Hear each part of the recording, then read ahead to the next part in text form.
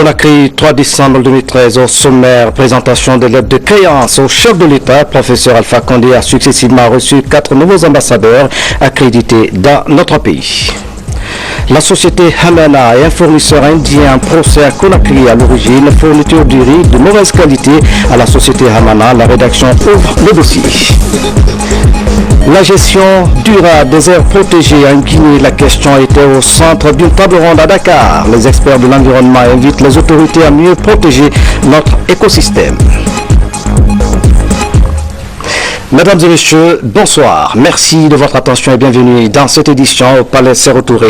4 ambassadeurs nouvellement accrédités dans notre pays ont présenté leur lettre de créance au chef de l'État, professeur Alpha Condé. Ce 3 décembre, il s'agit des ambassadeurs d'Égypte, de la Chine, du Canada et du Qatar. Le résumé de ces cérémonies avec Mohamed Amin Souma, Elassi Sewat et Doudou Traoré. Dans la diplomatie, la fin d'année coïncide avec l'alternance dans des ambassades.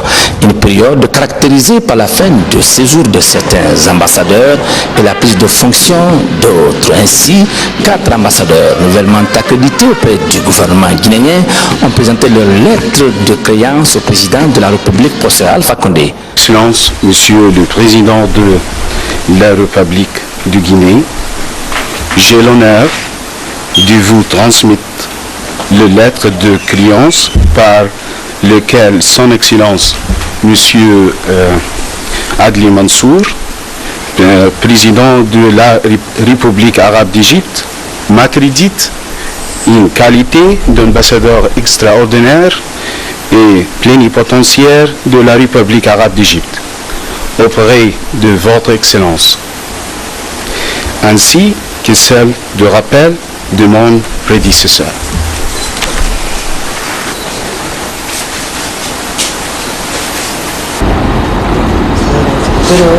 Excellence, Monsieur le Président de la République, j'ai l'honneur de vous transmettre les lettres de créance par lesquelles Son Excellence, Monsieur le Président de la République populaire de Chine, Xi Jinping, m'accrédite auprès de votre Excellence en qualité d'ambassadeur extraordinaire et plénipotentiaire de la République populaire de Chine en République de Guinée, ainsi que les lettres de rappel de mon prédécesseur.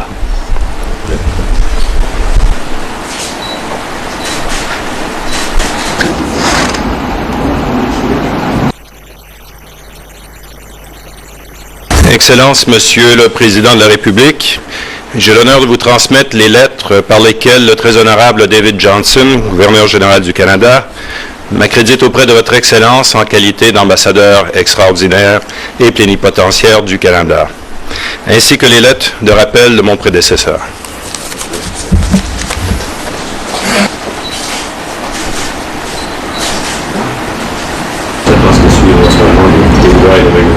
Salam alaikum.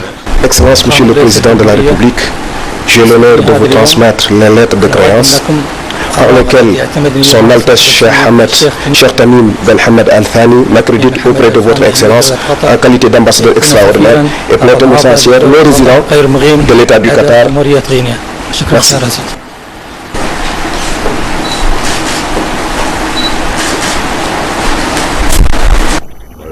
Ils sont ainsi mandatés par leurs gouvernements respectifs à renforcer la coopération avec la Guinée, comme pour dire que notre diplomatie a droit d'être citée dans le concert des nations civilisées.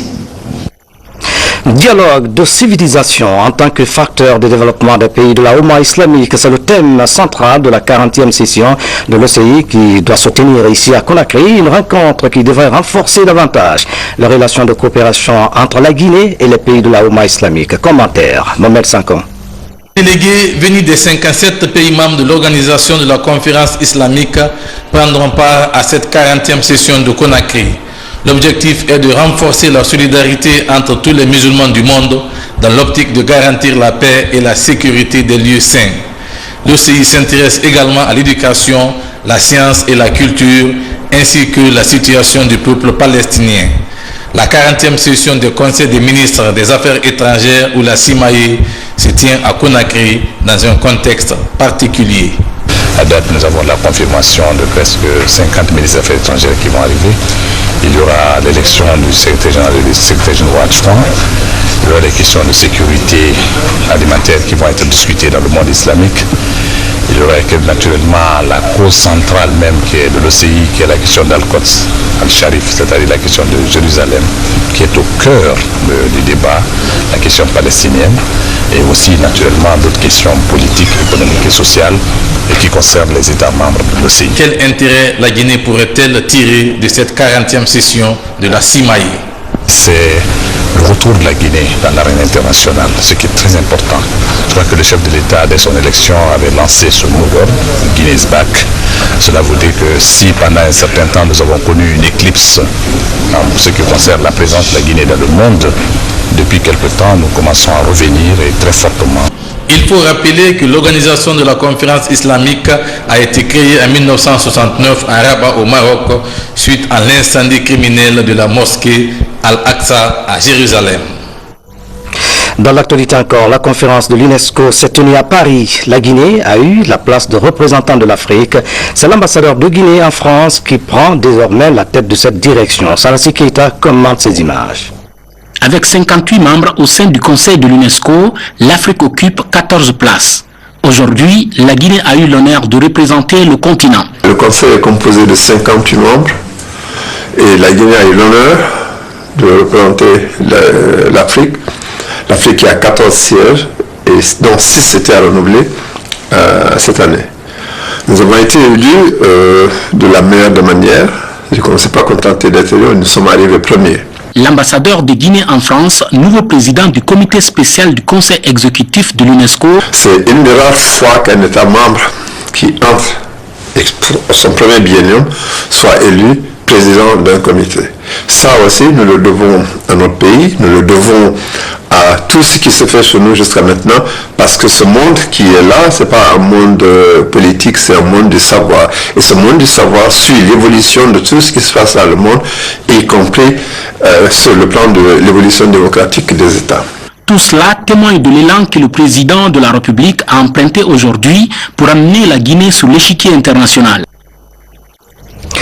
Les travaux du 36e conseil annuel de l'AGPAOC se poursuivent ici à Conakry. Les directeurs généraux et experts de l'association de gestion des ports de l'Afrique de l'Ouest et du Centre examinent les questions de piraterie, la pêche illicite et le vol à main armée. La rencontre de Conakry devrait faire des propositions concrètes pour limiter ces fléaux. Komara Moussa, reportage. Les ports des États membres de l'association de gestion des ports de l'Afrique de l'Ouest et du Centre AGPAOC sont victimes de piraterie. Le phénomène a atteint une proportion inquiétante sur les côtes du golfe de Guinée. Aujourd'hui, il faut qu'au niveau des autorités portuaires, on arrive à se serrer les coudes, à travailler pour aider la population à sortir de la pauvreté et par conséquent, en fait, faire face à un certain nombre de fléaux. Depuis 1972, l'AGPAOC cherche à sécuriser l'environnement marin en œuvrant à l'amélioration des conditions de vie des populations. Donc à la fin de notre rencontre, que nous puissions avoir les solutions concrètes pour lutter et faire disparaître la piraterie dans nos eaux territoriales. En Guinée, le gouvernement met en place des outils préventifs comme la préfecture maritime et les sémaphores pour identifier et dissuader les trafiquants en mer. Je vous le disais en titre, bras de fer entre la société Hamana et un fournisseur indien de riz. Depuis plusieurs mois, la société Hamana et Food sont en procès pour une affaire de fourniture de mauvaise qualité de riz. Notre rédaction ouvre ce dossier qui mine les relations entre les opérateurs économiques guinéens et les fournisseurs indiens. Alassane Yogobari, éclairage. Les relations de partenariat réservent parfois des surprises désagréables. C'est du moins ce que vient de constater la société Hamana avec son fournisseur indien, la société LT Food. Dans une commande de 27 000 tonnes de riz, la société Food aurait livré 22 000 tonnes. Seulement voilà, la qualité livrée ne serait pas conforme avec la commande de la société Hamana, mais là n'est pas le seul problème. Au débarquement de la marchandise, la société Hamana se rend compte que le fond de la cale est composé de riz entièrement pourri. Le riz, il y a 1665 tonnes pourries.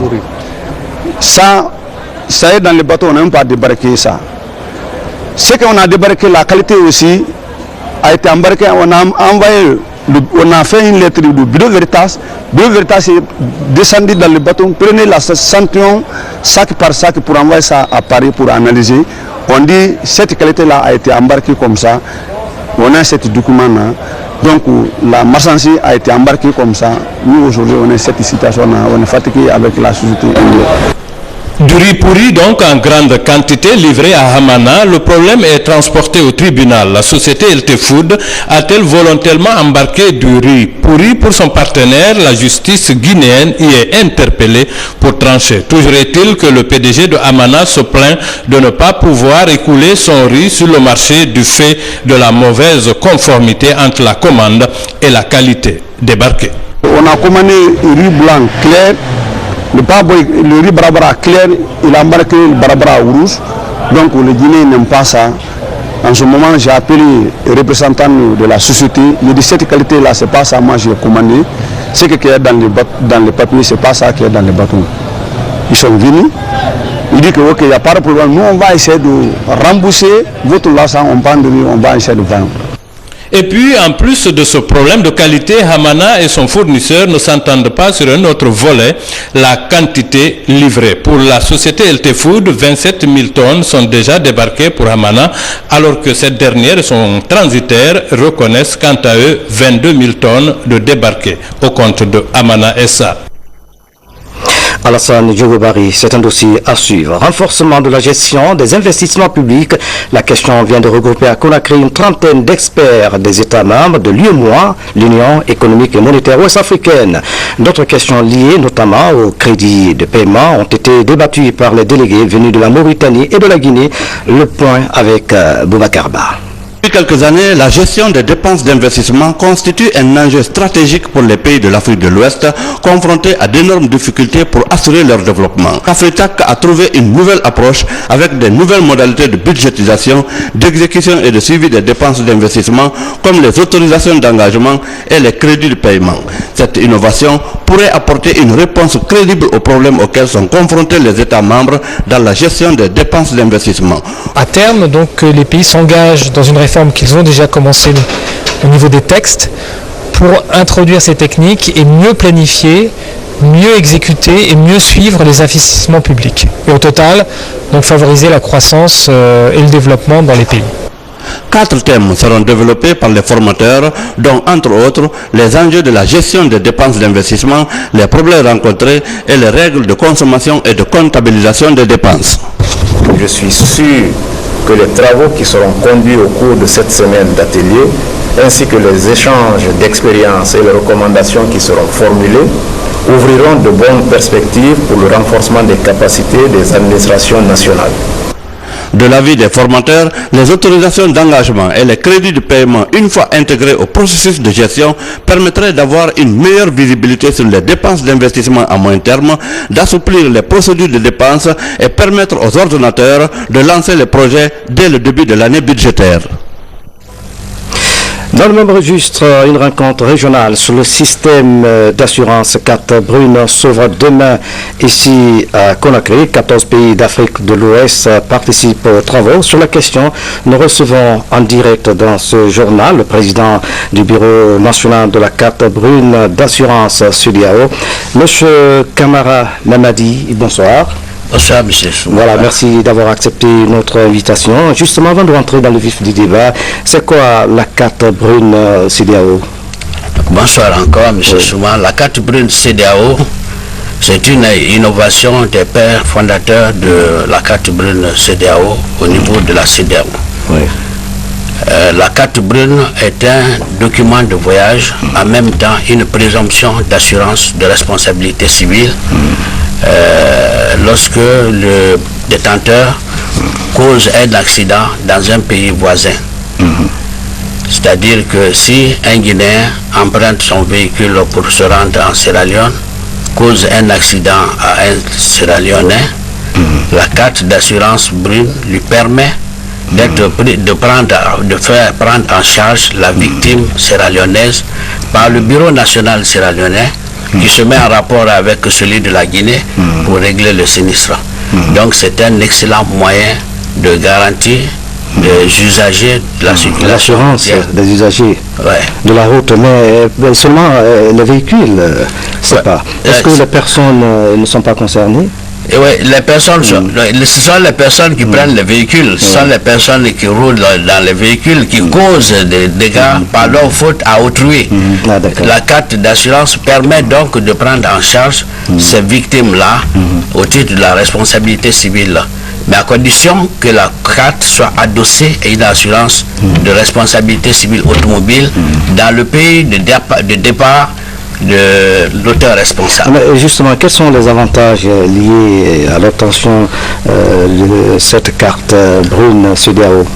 Les avantages sont multiples. Je vais citer trois principaux. Le premier avantage, c'est que ça permet aux ressortissants des pays de la CEDEAO de se déplacer sans difficulté. Deuxièmement, comme je l'ai dit tantôt, ça permet aux frontières de passer parce que ça fait l'objet de contrôle au niveau des frontières. Troisièmement, ça permet le développement des échanges commerciaux et du tourisme entre les États membres de la CEDEAO. Ça renforce la coopération entre les pays membres de la CEDEAO. Et justement, quelle est la particularité de la rencontre de Conakry? La particularité de la rencontre de Conakry, M. Fana, est que demain, la réunion va s'ouvrir. Il y aura un thème principal qui va être débattu avec deux sous-thèmes. Le premier, ou le thème principal, c'est le rôle du système d'assurance carte brune CEDEAO dans la circulation des biens et des personnes dans l'espace CEDEAO.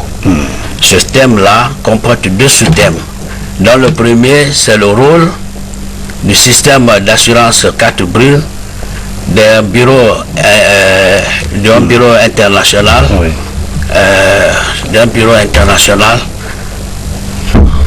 un autre bureau, par exemple régional. Voilà.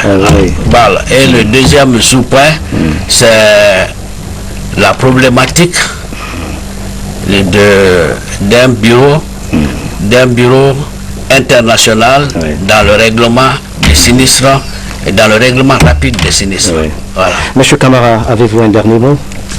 Bon, le dernier mot, c'est que nous, Bureau national guinéen, l'année prochaine, nous avons comme objectif de fixer ou de renforcer notre contribution à la lutte contre la non-assurance. Parce que, M. Souma, il faut noter que dans notre pays, la sous-assurance est encore, la non-assurance est encore développée. Nous allons contribuer aux côtés de l'APAC, qui est l'association professionnelle des assureurs de Guinée, avec le fonds de garantie automobile. Nous allons renforcer notre contribution pour participer à la lutte contre la non-assurance. Mais justement pour cela, il faut renforcer la communication et la sensibilisation. Monsieur Camara Mamadi, président du Bureau national de la carte brune CEDEAO d'assurance, merci d'avoir répondu à nos questions. Le paiement des taxes et impôts est un devoir civique qui contribue au développement des collectivités, mais chez nous, de nombreux citoyens ne s'acquittent pas. Les percepteurs rencontrent des difficultés énormes pour le recouvrement des taxes et impôts. C'est du moins le constat de Mangué Dantoumassouma. La taxe unique sur les véhicules TUV est un impôt qui est perçu sur les engins à moteur déterminés et catégorisés par les services compétents. Depuis le mois de juillet dernier, cette taxe souffre du non-paiement par les contribuables intéressés malgré plusieurs reports accordés par le service des impôts qui sort de son silence. Demain, mercredi, sur l'ensemble du territoire national, la police dans les centres-villes et la gendarmerie en rase campagne, ce sont nos deux partenaires. Contrôlons tous ceux qui détiennent des véhicules. Et ceux qui n'auraient pas payé les vignettes à temps vont désormais les payer grossi de 25% de la valeur faciale. Le paiement des taxes et impôts devient donc une nécessité. Les journalistes et techniciens de la RTG viennent de bénéficier d'une formation technique moderne de traitement des informations. Cette formation a été assurée par la télévision publique allemande. Au terme des travaux, des attestations ont été remises aux bénéficiaires. Suivez le reportage de Aïssato Omoudjalou. La chaîne publique allemande Deutsche Welle boucle 2 semaines d'échanges professionnels dans les locaux de la RTG. L'initiative vise à renforcer les capacités des journalistes et techniciens de la RTG dans la réalisation de sujets d'actualité, de magazines et de grands reportages. Ça s'est passé très bien, mais il faut aussi dire qu'on a travaillé dur. On s'est pris le temps, on a tourné 5 jours et après on a pris les autres 5 jours sans relève pour toute la post-production, pour le montage, pour l'écriture du texte. Et ça s'est passé dans une bonne atmosphère d'échange et de coopération. On est tous très engagés et les deux côtés peuvent bien apprendre mutuellement. Et c'est pour nous, les Allemands aussi, très important d'avoir des partenaires sur le plan du journalisme, sur le plan des médias ici en Afrique. Pour la télévision guinéenne, c'est un plus dans le processus de formation ouvert depuis quelques mois. La caméra repose sur 3 piliers. Savoir filmer, connaître les paramètres de la caméra et les règles de tournage pour la télévision. La caméra est très compliquée et c'est le soubassement de la télévision. Donc c'est une coopération qui va nous aider à former des journalistes guinéens, à faire en sorte que nous atteignions notre ambition de devenir une télévision bien à regarder, devant laquelle les gens ne s'appuieront plus. Des échanges d'expérience pour soutenir les efforts en cours pour un service public de qualité. Une table ronde sur le financement des aires protégées vient de se tenir à Dakar, la capitale sénégalaise. Elle a été initiée par le gouvernement guinéen à travers le département de l'environnement, des eaux et forêts. La rencontre a eu lieu grâce à l'appui des partenaires techniques et financiers de la Guinée. Nabi Camara commande ces images. La diversité biologique de la Guinée, bien que soumise à des pressions et menaces diverses, est encore remarquable par la présence des milliers d'espèces animales et végétales. C'est dans ce cadre que le gouvernement a mis en place une stratégie nationale de gestion de ces espaces naturels qui ont des valeurs inestimables pour le pays. Cette stratégie en cours de validation bénéficie du soutien financier et technique de WWF. Il s'agit de renforcer ce financement en vue d'une gestion durable de ces aires protégées. Le but de la table ronde sur le financement du réseau guinéen d'aires protégées était de lancer un processus de dialogue participatif avec l'ensemble des partenaires qui interviennent dans le domaine de la conservation et du développement local, souscrire aux recommandations qui avaient été formulées pour les États de la sous-région ouest africaine, d'organiser des séries de tables rondes nationales à l'effet de mobiliser des ressources financières pour que les pays atteignent les objectifs qui les ont été consignés, notamment à la Convention sur la diversité biologique, à sa 10e conférence des parties. Ainsi, au cours de cette table ronde délocalisée à Dakar, la capitale sénégalaise, le directeur général de l'Office guinéen des aires protégées a présenté la situation d'ensemble. On a ici au cours de ce forum, n'est-ce pas, des partenaires financiers qui se sont engagés. Il y a aussi les sociétés minières de la Guinée qui ont été représentées ici par la SMFG, qui sont venus dire, n'est-ce pas, leur appui, leur intérêt, n'est-ce pas, à voir ces ressources naturelles préservées. Ça, c'est pratiquement le chapeau. Par groupe d'écosystèmes, les aires protégées du réseau national comprennent 41 sites potentiels couvrant les écosystèmes côtiers, marins et insulaires, les écosystèmes d'eau douce continentale et les écosystèmes terrestres incluant les montagnes. À Conakry, les responsables d'ONG de Bokeh, Befa et Conakry sont à l'école du Sénaford, centre africain de formation pour le développement. Ils apprennent les techniques de montage des projets. Les questions de réchauffement climatique seront également examinées. Nouhou Diallo. Si rien n'est fait dans les années futures, la région ouest africaine risque de connaître un réchauffement climatique qui contribuera à la disparition de plusieurs fleuves. C'est en ces termes que les scientifiques tirent la sonnette d'alarme. C'est dire qu'il faut agir vite pour éviter la catastrophe écologique dans cette partie du continent. C'est en cela que la Sénafod a décidé de former plusieurs responsables d'ONG spécialisés dans les questions environnementales en montage de projets, tout en renforçant leurs capacités par rapport à la problématique de l'environnement en Guinée. Tout le monde sait que la plupart des cours d'eau qui servent les pays de la sous-région prennent leurs sources ici en Guinée, ce qui signifie qu'il y a nécessité de protection de l'environnement. Je pense qu'il est nécessaire d'abord de connaître le bailleur de fonds. Et c'est la raison pour laquelle on est là aujourd'hui, outiller largement ces ONG nationales, mais aussi quelques institutions publiques, parce que le danger nous guette. Venus de Bokeh, Bofa et Conakry, ces ONG seront initiées à l'élaboration et à la mise en œuvre des programmes d'information, d'éducation et de sensibilisation, mais aussi aux techniques de montage de projets et procédures d'obtention de financement.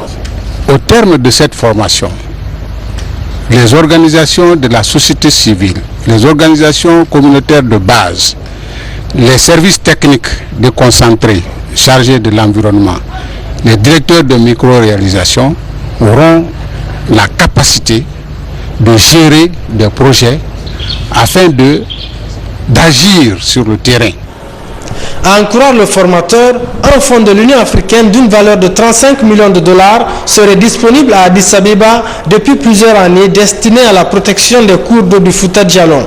Les 60% de ce montant seraient alloués aux ONG et les 40% au gouvernement guinéen. Son décaissement serait conditionné par la présentation d'un projet fiable par le gouvernement guinéen. Culture avec la fin de la première édition du concours national sur les arts plastiques et la photographie en Guinée. C'est une initiative du Petit Musée en partenariat avec la BICIGI. L'événement a été placé sous la présidence de la première dame de la République. Abdou Karim Kamara signe ce reportage. 8 semaines, artistes, créateurs, artisans et chercheurs guinéens ont donné le meilleur d'eux-mêmes en termes d'inspiration pour le premier concours d'art plastique et de photographie en Guinée.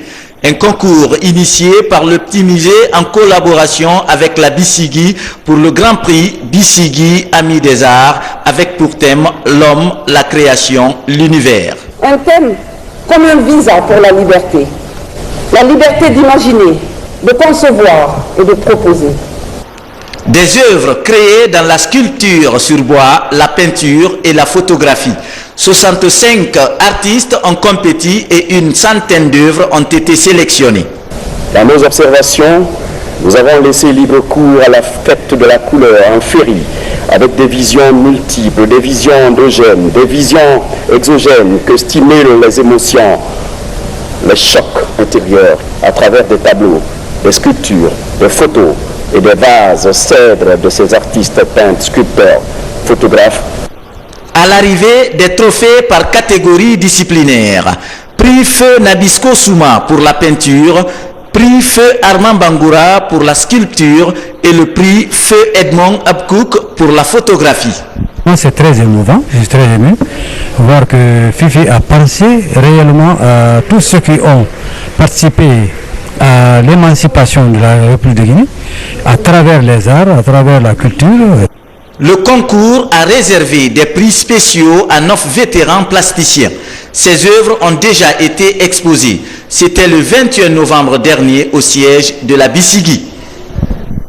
Le concours national sur les arts plastiques, une initiative à encourager sport. Avec le lancement de la 40e édition de la Coupe nationale de basketball de Guinée, une dizaine de clubs participent à cette compétition sportive. La finale est prévue le dimanche prochain.